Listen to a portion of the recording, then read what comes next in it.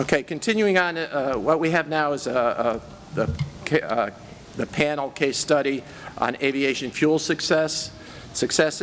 We have three panelists, Steve Csonka, who is the CEO of CAFI, the Commercial Airline Alternative Fuel Initiative. Steve has 27 years of experience in the aviation industry, so he brings some unique perspectives and experience to the panel. Then we have Jason Bergtold, who is an associate professor at Kansas State University. Jason's research, particularly as it relates to this panel, is he's looking at land use and land cover as it's impacted by bioenergy production. So I'll be interested to hear what he says.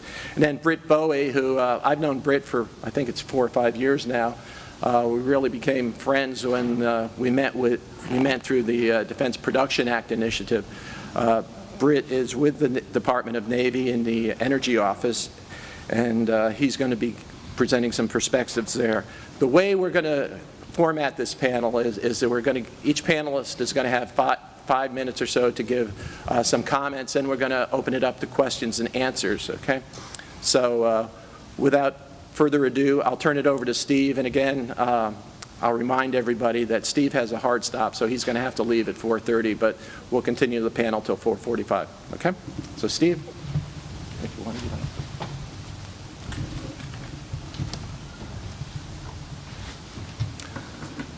So I actually didn't have any prepared remarks. I think you've heard the case here this afternoon as well as the rest of the week if you were here. I was involved in activities all week across the Hill with multiple groups working on aviation issues. Bottom line, the aviation industry doesn't have realistic options.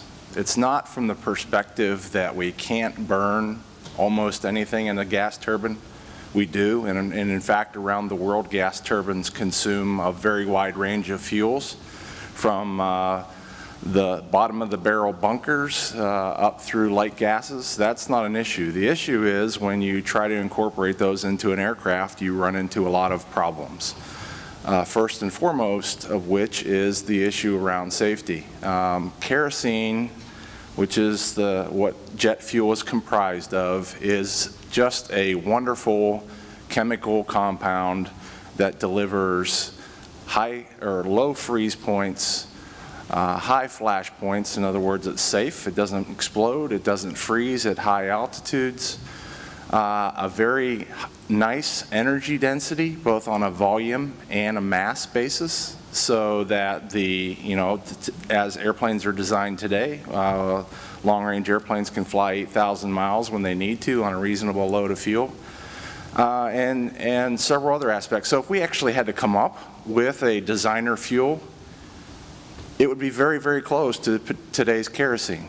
If we had the option, we might cut down on aromatic content a little bit, because it has some negative effects from an emissions perspective.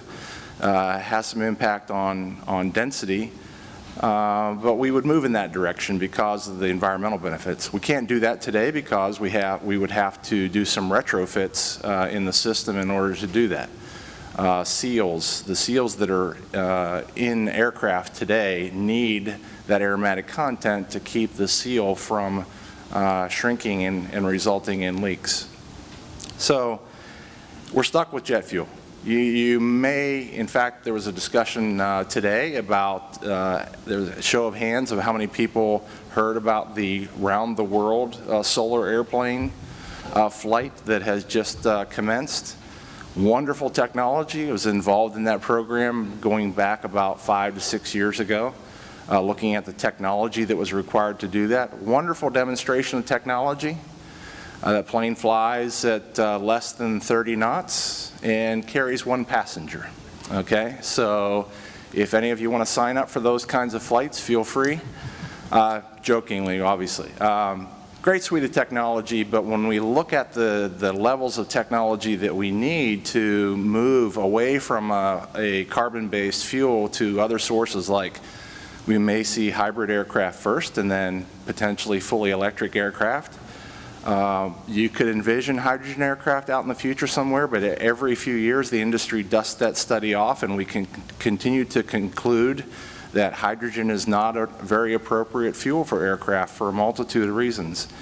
So we believe, even with these very aggressive improvements on the electrification front, which could result in an electric airplane in the 2040 to 2050 timeframe. And in fact, Airbus announced just last week that they would be considering first about a 90-passenger regional jet to move into that space first from their product portfolio.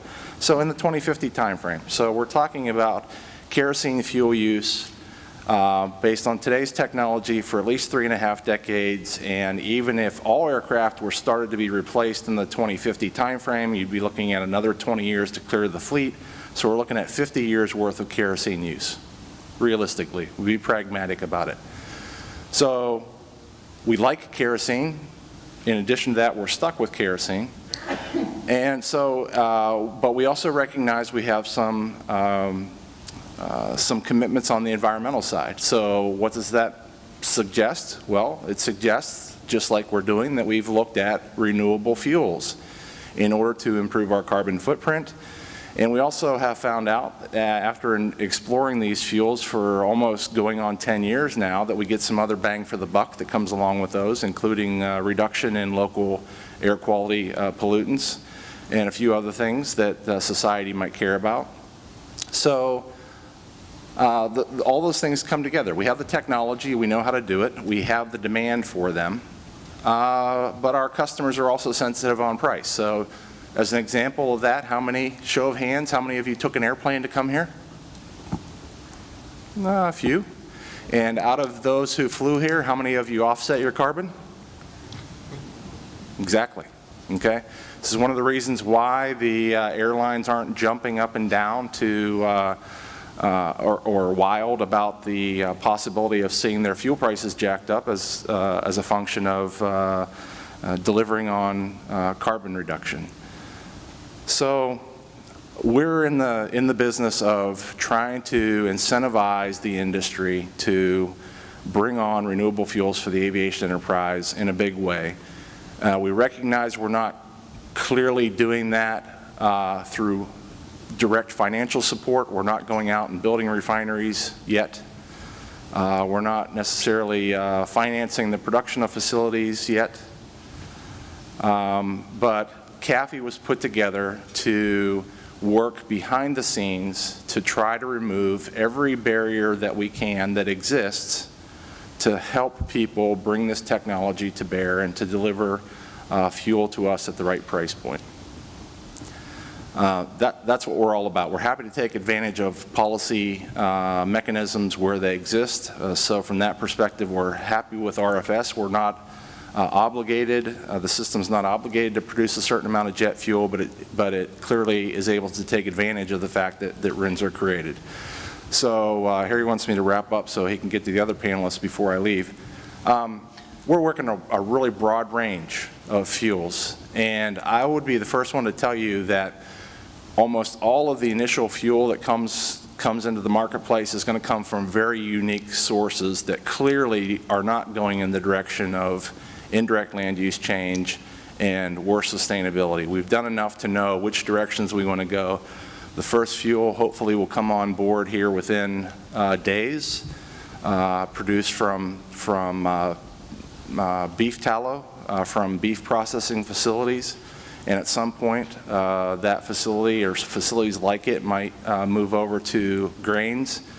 And in some of those cases, we're looking at oil seeds that can be double cropped, as an example, or go into a rotation with existing crops so that we're not impacting land use. And there's a whole bunch of solutions like that, from municipal solid waste to human waste streams, to industrial waste streams, to very unique crops, and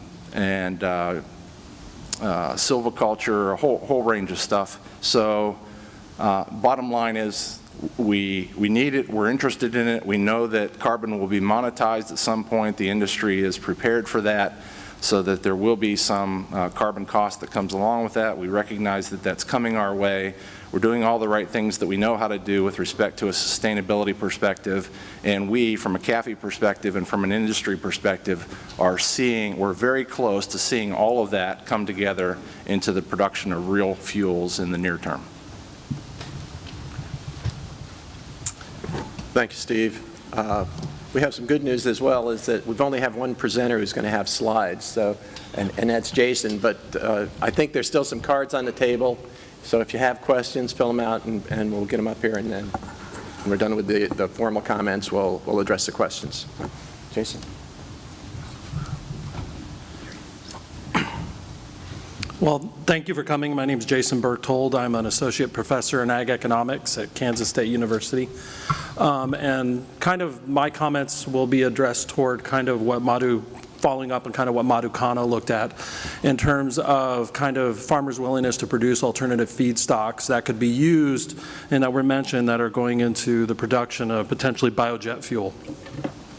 And so we've done quite a bit of research looking at different feedstock alternatives. We've looked at value-added residues, the dedicated annuals and perennials, as well as oilseed production that have been funded through a number of different sources, and looking at farmers' willingness to grow these crops. And so our research was really motivated by what we continue to heard was a continual lack of research kind of at the bottom of the supply chain, and getting past the feasibility studies and that we can actually produce these fuels. Can we actually get the feedstocks off the ground? Can we actually get them to the biorefinery and get farmers to actually grow these feedstocks to get a supply? And so that was kind of one of the big unanswered questions, and it's still probably one of the least researched questions out there in terms of that's still open to debate. And so we've done a number of surveys examining farmers' willingness to produce these feedstocks, and in the Midwest and the Western U.S. We've targeted a bunch of different types of farmers and looking at, especially we've looked at oil seeds in rotation with like wheat. And one thing we know is that farmers are going to need contracts initially to get these off the ground to help mitigate risk. And provide a feedstock supply for biorefineries. And that risk is that significant issue that the farmer is facing. It's uncertainty about new feedstocks, growing new crops, potentially undertaking a significant investment with perennial crops, and facing the possibility that if they grow this new crop, there's no potential coverage for that. And so what we found is that farmers are willing to produce. It's going to be highly dependent upon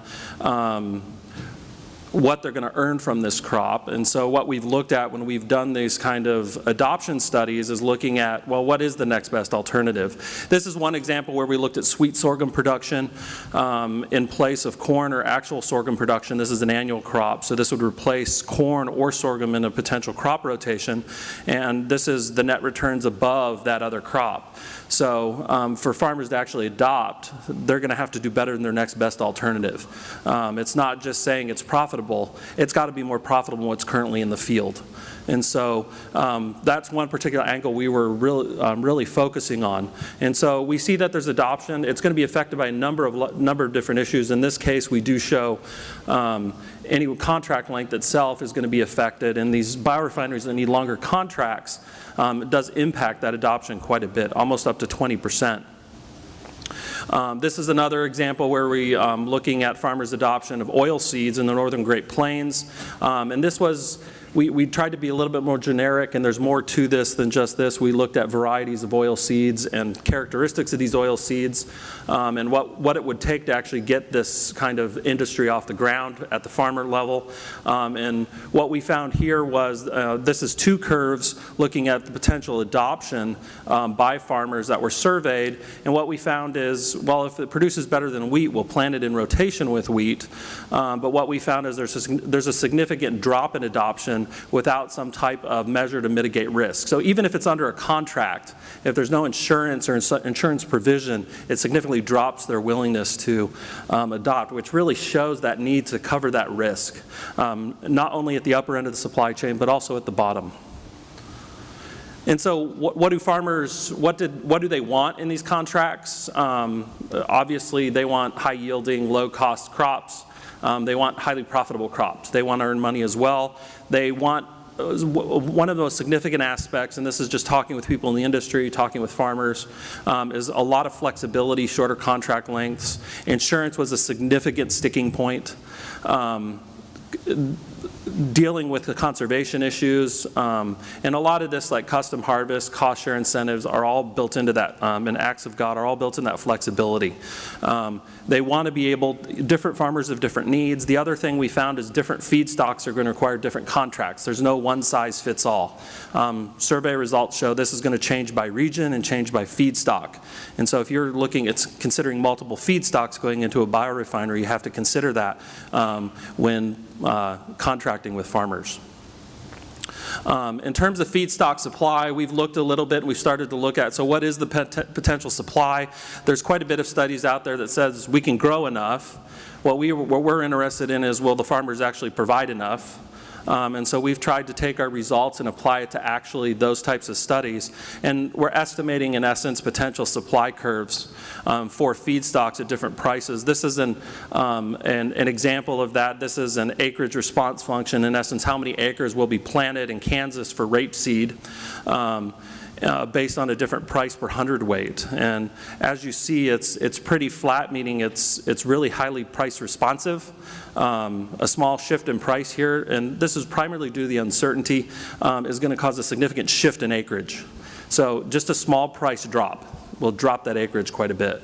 And this is what we expect, at least in the beginning of the markets. We expect as the market, if a market does come, it gets more established, the industry grows, farmers will become less price responsive and start growing this crop more commonly.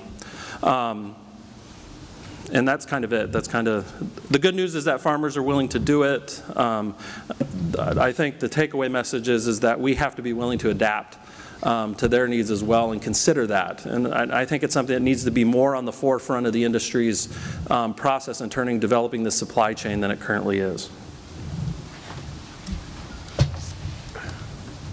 Thanks, Jason. So the bottom line is farmers are good businessmen. If there's an opportunity, they'll take advantage of it. So, okay. So our last formal presentation is from Britt Bowie. Britt has, as I said earlier, been a friend and really a colleague over the past 4 or 5 years as USDA has a great deal of commitment to the aviation industry and alternative fuels. We have, that was talked about earlier, our Farm to Fly program, formal agreement with the commercial airline industry and DOE and Navy. Oops, sorry, Navy's not in that one. Our Farm to Fleet program, which is between USDA and Navy, and then the Defense Production Act, which is with DOE, USDA, and Navy. So with that, Britt.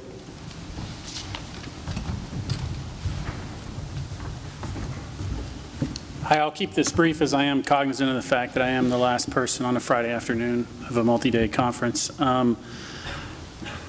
I'll attempt to give you a little bit of the inside, the DON perspective. As Harry mentioned, maybe I don't know that I would say I'm the man behind the curtain, but I think the DON, as I'm a consultant to them and I've been working on a lot of these advanced alternative fuel issues for them over the last several years, likes to keep me behind the curtain anyways. So I'll try not to let anything slip out here. Really, so I was asked to talk up here about successes. From our perspective, it's tough to talk about success because really success is something we would consider at the end of 2020, had we got 336 million gallons of neat fuels into the mix, that would be a success. When we get the Great Green Fleet sailed in around on its deployment and back, having used alternative fuels as much as possible, that will be a success. But overall, you look at the policy that leads to success. Fortunately, from a DON perspective, executive direction really is the same thing as policy. And so you can look at executive direction as what has really helped or what has moved the needle the most. I think, these have been talked to quite a bit at multiple conferences, but it was presidential direction that led us to undertake using the DPA authority and partner DOE, USDA and DON together on the Advanced Drop-in Biofuels Production Project. And it was second half goals really, he wanted us to use 50% of our fuel from alternative sources by 2020, that then started to get us to figure how are we going to get there. That was the inception of the Farm to Fleet program, where we've partnered with USDA, entering into regular bulk fuel purchases to seek, to work up to that 336 million gallons and using Commodity Credit Corporation funds to help us get from here to there. Really, probably the other policy, not really a policy at all, but strategic considerations, and probably one of the most powerful things looking towards the future is that energy recognized as a critical commodity, and so basically the more sources you have, the better off you are, or the more options you have in terms of supply lines. So maybe things are fine now, but if you look in sort of a conflict scenario, someone whispers the word mine near the Straits of Hormuz, what other options do you have for an oil supply as those things shut down? So what that led to is us to know that it was critical for us to remain interoperable with commercial markets. So follow good efforts like those from CAFE and ASTM and make sure that we had our own test and qualification program so that we would adopt fuels as they came mature, as they came to market. What that really did, though, is I think what that helps, powerful thing on the market is it also creates an alternate market. So once those pathways are fully qualified, then you've got an additional buyer out there. And really, in terms of policy thing, what's the best thing any government can do is sort of be that greenhouse that provides stability, allows the plant. You like these agriculture references, Harry? that allows the plant to grow. Away from the harsh conditions, so then it can be, turned loose, grow on its own. We always like to say our goal with a lot of these efforts is not really to see through or to walk hand in hand, but to be sort of the guy at the top of the hill that pushes a snowball down the hill and lets it gather steam and sort of watch it fall down the hill. If you look into the efforts, so what are the common threads of the things that I'm talking about our potential for success or the big programs we have underway is that they're multi-agency and or multi-service. So I think the more you mix assets, bring them together, the more you can do. So you've got experts in technology, experts in feedstock, and of course the gluttons for fuel. You put them all together, you can have some powerful effects. Thank you.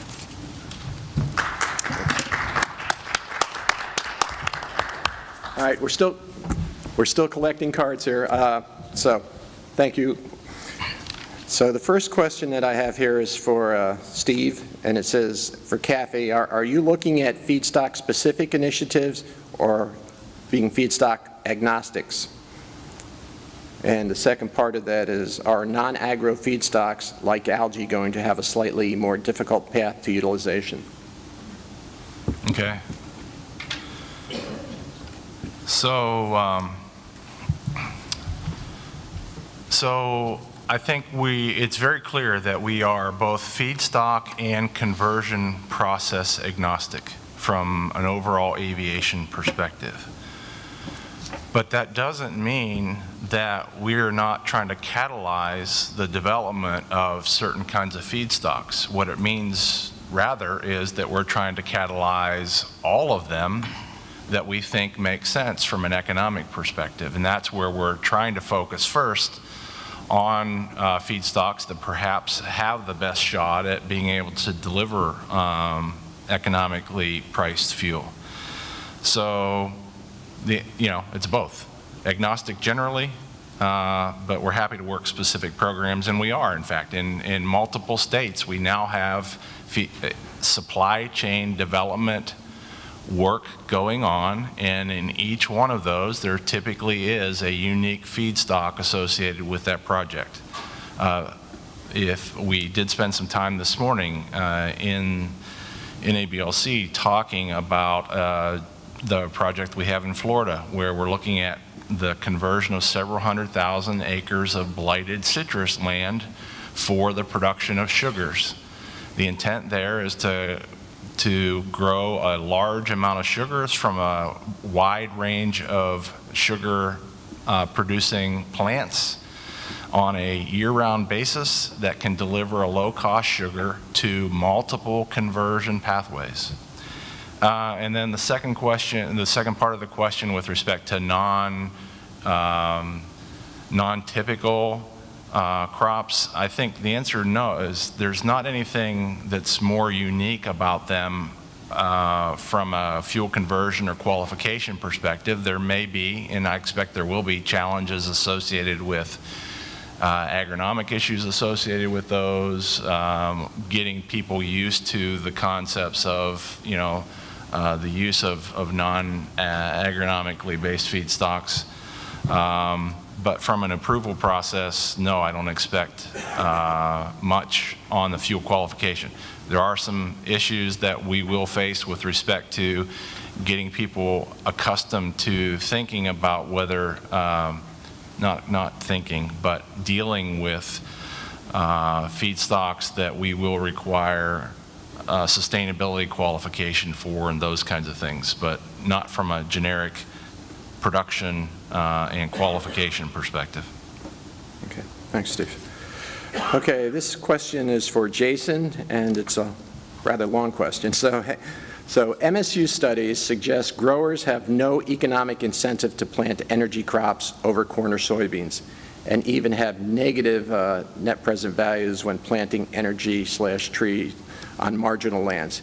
Have you studied whether farmers in Kansas will obtain more favorable economics by switching to energy crops? So I think what we found was, that's why our surveys have posed the question in terms of replacing other crops. And so what we looked at is when we looked at kind of average profitability of those crops, but in terms of would they grow them, I think in terms of if the contract was highly favorable, yes. I think there'd be a certain percentage that would be willing to grow them. In terms of, but I think the most favorable we found, would it be perennial crops? No, but if it was annual crops, so sorghum is we're the #1 producing sorghum state in the union. And I think one of the interesting things is we particularly looked at sorghum, especially in south central Kansas. And a lot of farmers were actually very interested in it. And the reason we chose sweet sorghum is it's already produced in Kansas in very small amounts, but we do grow it. And so there is a possibility that, yes, an annual crop, if it showed profitability upwards of corn or soybeans, that it could actually compete on a relative basis, would probably be grown. And in terms of knowledge and technology, it wouldn't take much to grow some of the dedicated annual sorghum varieties. And so that's what kind of we focused on. So I think there's a potential there. I think that it's much more questionable for the perennials, perennial options, at least at this point. Okay. And a second part to that is, your studies show growers will want higher prices for long-term contracts. Purdue analyst earlier today suggest fuel suppliers will bid lower fuel prices for longer-term contracts to get the timelines to justify a 30-year plan. Can we hope to balance long-term feedstock prices with long-term fuel/sales prices? I think that's what's going to happen. Yeah. Okay. In terms of the price, obviously there's some equilibrium is going to have to come into place where both parties come together, and that's where the negotiation comes into play. We found a significant adoption premium for some of the feedstocks to get farmers to actually, we did all our studies in terms of net returns instead of straight prices, and then making assumptions about costs of production, transportation and all that, then backed out what the prices would have to be.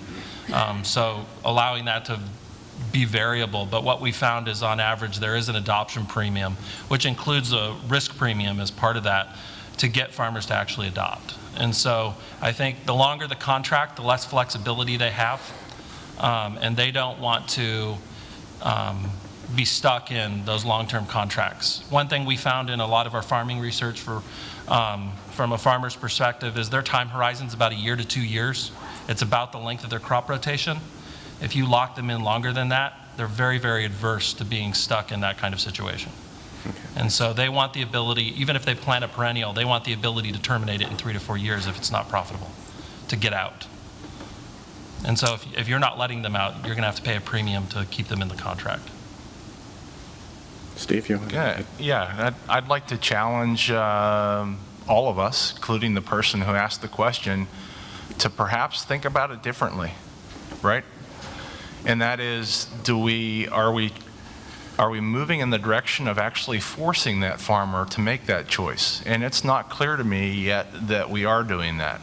So the whole concept of using cellulosic waste streams or stover solutions are designed to fit in with the farmer's intent to grow whatever he wants to.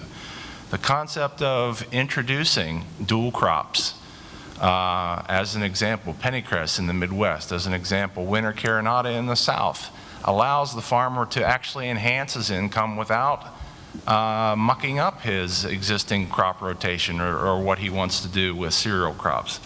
The concept of land use intensification or pasture intensification and the use of waste streams, these are all things that the aviation industry is pursuing so that we can avoid, particularly in the early days, while we still get our heads around what it means to have a bioeconomy. So it's not an if-or scenario necessarily. We have to think more holistically about what we're doing.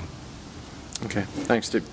This question's for the entire panel, okay? It says, can the panelists comment on the Tillman proposal approach that evaluates low impact on the environment, high yield crop mixes, and then the second part, how do oilseeds compare to corn, stover, and switchgrass environmentally and cost of production as well?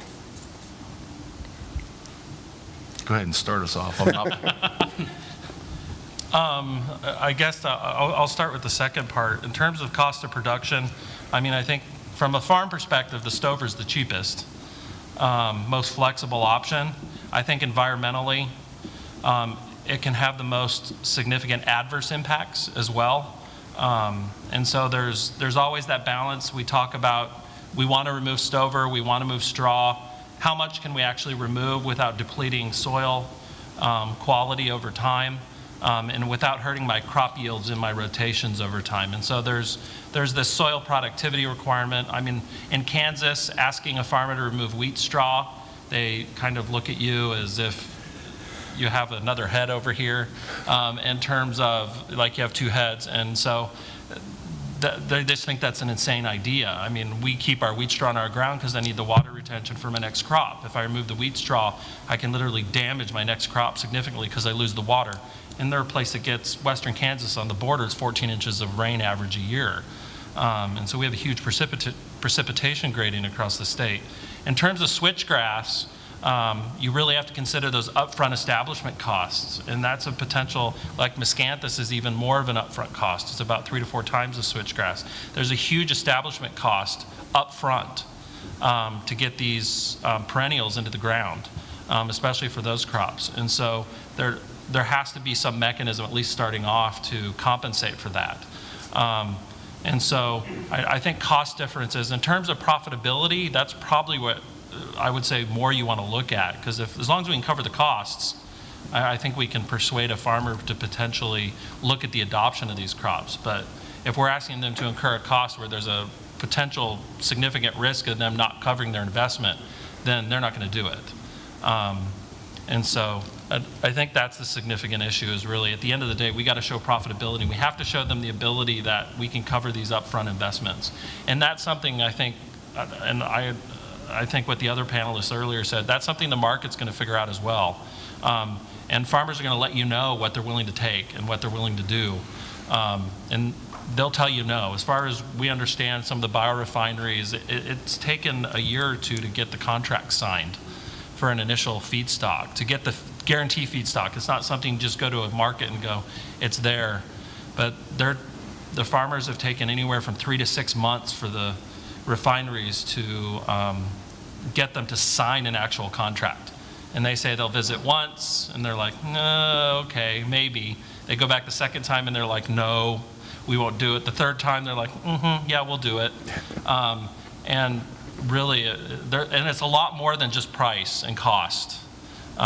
Especially, I mean, we mentioned pennycress and carinata. It's dealing with new crops they have no experience with as well. It's not that they're very innovative. Farmers are very innovative. They take heavy risks, and they are willing to grow crops even without insurance, and they do it. But they do it very carefully and very cautiously. And so. Anyone else want to comment on that? I'll just add to the thought process, and that is, we got to keep in mind, again, that we're talking about multiple cropping systems and feedstock systems across every state, every country in the nation, or in the world. And that, so, you know, you hear the Kansas perspective, and I'd be the last person in the aviation industry, would be the last entity to suggest to you that you go into some of the most productive land in the world and suggest wholesale switches to the agricultural system there. In the case where we've been involved with some Miscanthus plantings in Ohio that was part of the BCAP program, you know, I witnessed firsthand the acreage that Miscanthus went into. And every one of those stands were fallow land that did not currently support economic development or growth of the standard corn soy rotation in Ohio. So I think that's, you know, one of the aspects I'd like to emphasize about what aviation is focused on is it's not every solution works in every location, and we're looking for the solutions that make the most sense in the locations where they make the most sense. So it's a very flexible, pragmatic approach. Okay. Britt, anything? I don't have much to add. The Department of Navy doesn't take a position on feedstock. We'll leave that to the smarter minds over there in the USDA. But that if the economics work and it's cost competitive, we'll buy it. Okay, thanks. All right, you know, we know that the RFS calls for 36 billion gallons of renewable fuels, and we know that the U.S. motor gasoline market is something in the order of about 35 billion gallons right now, and I think the on-road diesel market, Jim, is something 40 billion gallons? Transportation, okay. So, Steve, this question is really to you. What is the potential size of the market for alternative jet? 23 billion gallons in the U.S., 75 worldwide commercially, and another 14 or 15 on top of that if we bring in every military into play.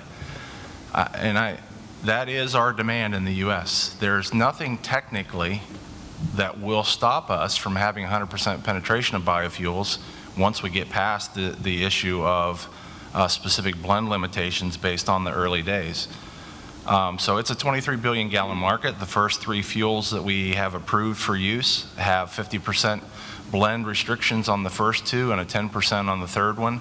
But those don't need to stand indefinitely. We know, in fact, one of the producers who's third in line for qualification is producing a fuel that has the ability to be 100% drop-in fuel. And the 4th or 5th person in line is taking the same approach. So it's a 23 billion gallon market in the U.S. Okay. I know you have to leave in about 5 minutes or thereabouts, but you know, from my perception, there seems to be much less resistance to the development of alternative jet relative to, say, alternative land vehicle transportation fuels. Can the panel give some perspective as to why they think that's so, and really how that's contributing to the success of the development of the alternative jet fuel industry? Honestly, I think the primary reason is that we're pursuing a drop-in fuel and no one else is. I think when you force the end user to start making decisions about the intricacies of you know, things like blend levels, restrictions, do I need to have another car? Does the entire industry need to morph into producing a new kind of vehicle? It introduces all these people who have vested interests that generate a lot of entropy around the move to that new paradigm.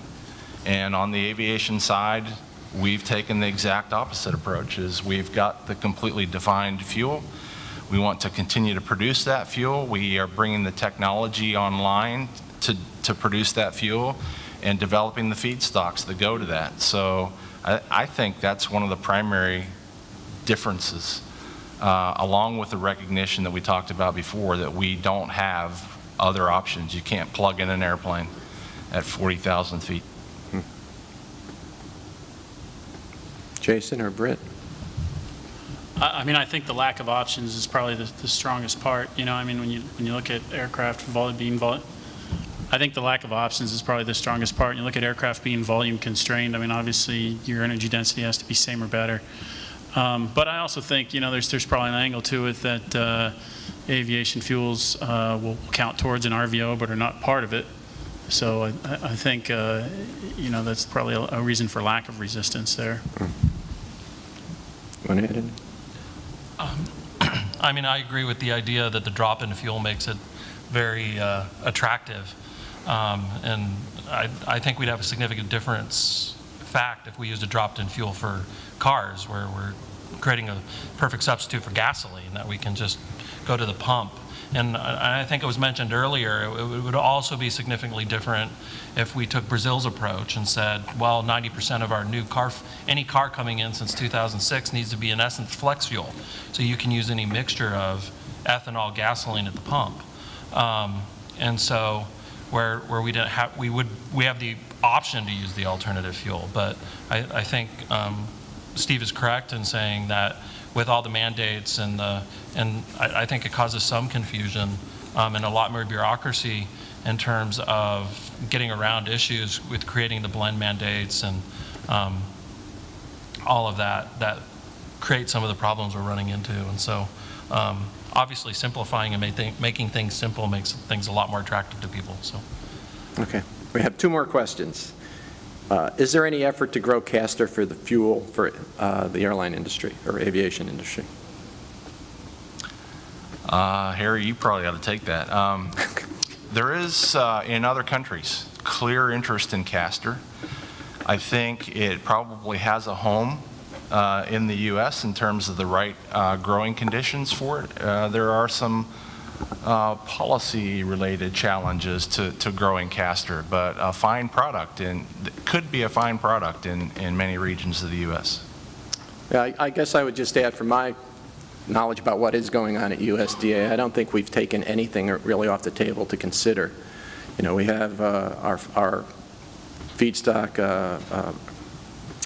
research centers that are focusing on alternatives, of which oilseeds are one, and algae. So it's in the mix, but how realistic it is and where it is in the mix, I can't give you a good handle on right now. So, and then the last question I have, I'm going to modify it a little bit, but it says, what are the thoughts about increasing tax incentives for, and instead of cellulosic ethanol, I'm going to say for biodiesel, jet diesel, or jet fuels, period.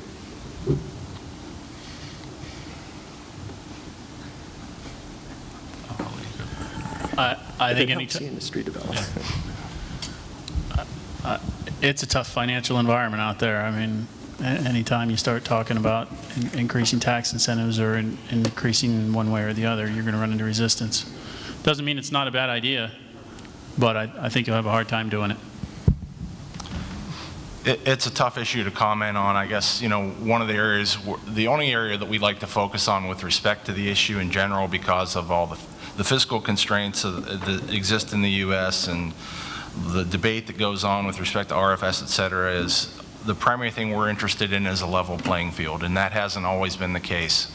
There have in the past been some credits that were available for the production of diesel that didn't apply to jet fuel. It's not the case with the RFS. You can get RINs credit for jet fuel, so there's an equivalency there. But whatever the policies that are put out, we hope that they remain favorable to the development of the industry, but at a minimum, whatever those policies are, they should create a level playing field across the space of fuels that would be produced with those feedstocks. Okay. I don't have any more questions up here, and I'm not going to ask for any more because I know Steve's leaving here. So let's just give the panel a round of applause, please.